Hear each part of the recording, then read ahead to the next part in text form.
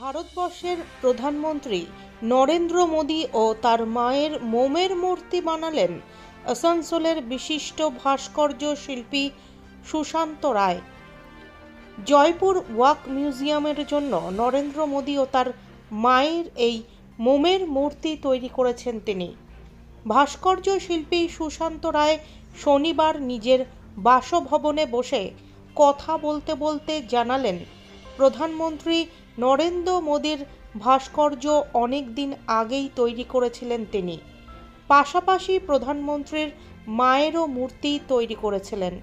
তবে রাজস্থানের জয়পুর ওয়াক্স মিউজিয়ামে গিয়ে এই দুটি ভাস্কর্যের কিছু পরিবর্তন করে নতুনভাবে তৈরি করে দিয়ে এসেছেন তিনি।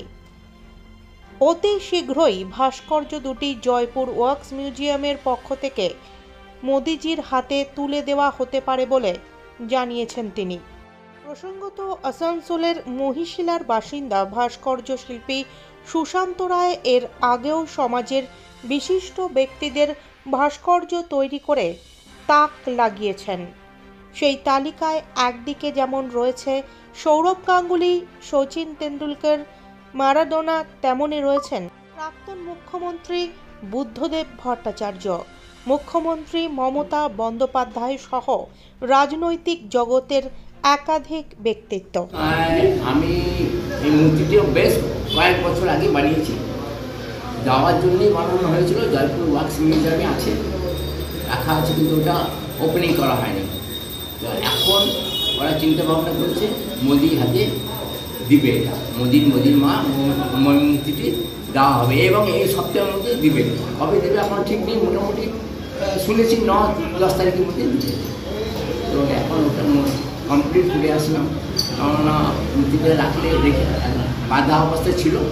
এখন পরিষ্কার করে ড্রেস চেঞ্জ করে ওটা করানো হয়েছে, লাগানো হয়েছে। মানে আবার নতুন রূপ দিলেন? হ্যাঁ, আগে নতুন, এখনকার কিছুটা সেট দেওয়া হয়েছে, আগে অন্যরকম সেট ছিল।